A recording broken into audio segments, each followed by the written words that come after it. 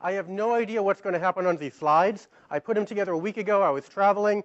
So, you know, unlike a lot of other people who are here tonight talking to you, I'm kind of treating this whole presentation like the future. I never know what's going to happen.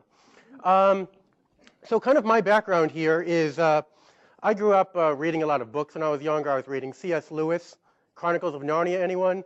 Lloyd Alexander, The Chronicles of Prydain, Book of Three. I got a few hands there.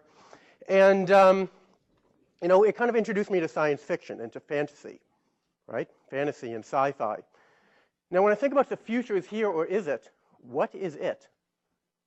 Any hands? Anybody know what it is? It is it. About 10 years ago, when Dean Kamen invented the Segway, his code word for the Segway was it. Previously, Dean Kamen had invented some kind of wheelchair that went down steps, and nobody knew what it would be. I mentioned Lewis, I mentioned Alexander, I talked about the Jetsons. That introduced me to science fiction. The other two were authors about fantasy. It's the Jetsons and Star Wars and Star Trek. Stormtroopers marching in a St. Patrick's Day parade. We see it all over the country. Come on, anyone here, has anyone dressed up as a stormtrooper? Anyone? Okay, I guess you guys aren't geeks. I'm talking to the wrong crowd. How about these? Anyone ever dress up as a Borg? I look at the Borg technology. A prosthetic eye. Is that the future? Is that the future? I'd like to think it could be, because Oscar Pistorius, Olympic runner, where are his feet? Where are his ankles? Where are his legs? He almost got disqualified because he didn't have real ankles. He ended up being able to run. Now that's the future. One small step for man, hundreds of thousands of miles from my frequent flyer program. Unrecorded comments from the moon. Moon travel. I've always wanted to grow up and fly to the moon. Anybody want to fly to the moon, go to Mars, explore the universe, see the galaxy, fly over your bed? I've always wanted to just flap my wings and fly and fly and fly like the Wright brothers did once upon a time, and just fly. That's the future, flying. This is a real photo. This is not doctored. These are wingsuits high above the air, and they have parachutes attached too, so they don't just land and kill themselves.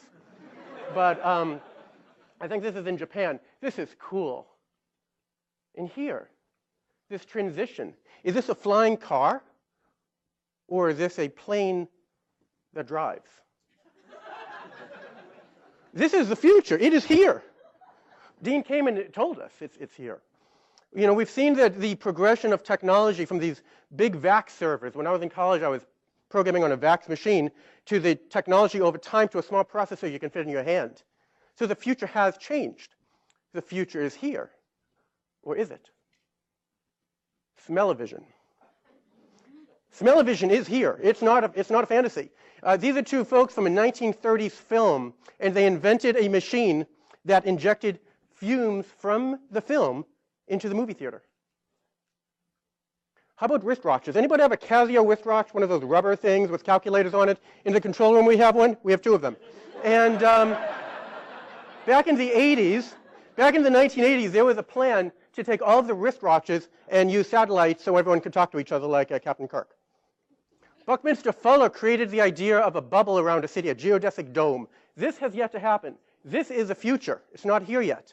But the next slide will show you that part of it is here. The evil engineer saying, yes, we did it. We put Bucky's ball down in Bristol, England. That's in Bristol, England. And those are engineers, and they are, I don't know if they're evil. They might be evil. I'm not sure. But Bucky's ball, the concept of a geodesic dome back in the 50s was unknown. Here's the Donghai Bridge outside of Shanghai, China, going from Shanghai to a port about 20 miles away. This is infrastructure. The future is here in infrastructure, but it's not here with the Borg eye. The future is here with these offshore drilling wells. We see them off the coast of the Gulf of Mexico. We see them off of California, right by San Diego.